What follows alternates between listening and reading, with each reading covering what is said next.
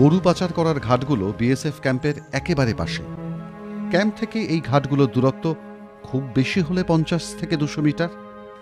রাজ্যের নানা প্রান্ত থেকে গাড়ি করে গরু এনে জায়গায় জায়গায় রেখে দেওয়া হয়। তারপর হাঁটাতে হাঁটাতে সেই গরু নিয়ে আসা হয় বিএসএফ ক্যাম্পের সামনে। উত্তর 24 পরগনা জেলার নানা প্রান্তে দেখা যাচ্ছে ক্যাম্পের মধ্যেই রেখে দেওয়া হয়েছে গরু। সেগুলো বিএসএফই গুনে গুনে পাঠিয়ে দেয় ওপারে বাংলাদেশে। গ্রামের লোক তো বলছে এখানে বিএসএফ গুনে, বিএসএফ গরু গুনে দেয়, টাকা গুনার কথা বলেছে না টাকা দেয়। আমার ওদের কাজ হলো গরুগুলো গুনে পাস করে দেওয়া, খবর দেওয়া, হ্যাঁ 200 গরু গেছে 50 টাকা। বিএসএফ সূত্রের খবর, স্থানীয় সীমান্তরক্ষী বাহিনীর জওয়ানদের কিচ্ছু করার নেই। তাঁদেরই ওপরতলার কর্তারা নির্দেশ দেন গরুগুলো গুনে গুনে বাংলাদেশে পাঠিয়ে দিতে। জওয়ানরা শুধুমাত্র টেলিফোনে ওপরতলার কাছে জানিয়ে দেন কত গরু পার করে দিতে পেরেছেন তারা। জওয়ানদেরও লোক লজ্জার ভয় আছে, তাই দিনের বেলা পাচার না করে রাতে পাচার করে দিতে সাহায্য করে। ক্যাম্পের পাশ দিয়েই মেঠো পথ ধরে পাচার করার রাস্তা তৈরি হয়ে গেছে। ওপারে এপারে কোনো তার কাটা না থাকায় অবাধে পার হয়ে যায় গরু।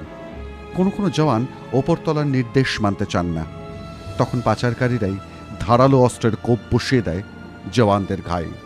এই ধূর নিয়ে যাচ্ছিল 107 করে। ঢুকি ধূর বাংলাদেশের যে লোকগুলো আসে না, বোম্বে টোম্বে যায়, হ্যাঁ ওদের ধূর বলে আমরা নিয়ে যাচ্ছিল।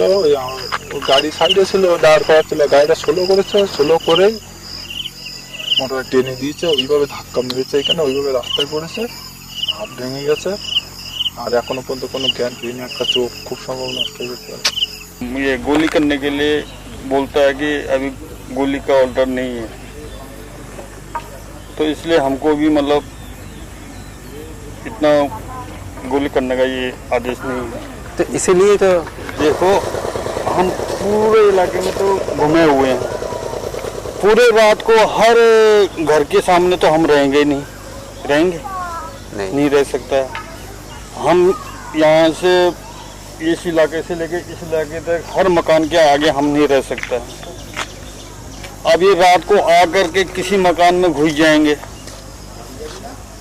तो वो तो हम हर समय देख नहीं सकते ना। সীমান্ত এলাকায় এখন গুলির নির্দেশ নেই। বন্দুকধারী জওয়ানরাই জানাচ্ছেন কেবলমাত্র আত্মরক্ষার তাগিদেই এই বন্দুক। অন্য সময় লাঠি ব্যবহার করার নির্দেশ দেওয়া হয়েছে। পাচারকারীদের ধারালো অস্ত্রের কাছে বাহিনীর জওয়ানদের লাঠি আর কতক্ষণই বা টেকে। আকাশ বার্তা।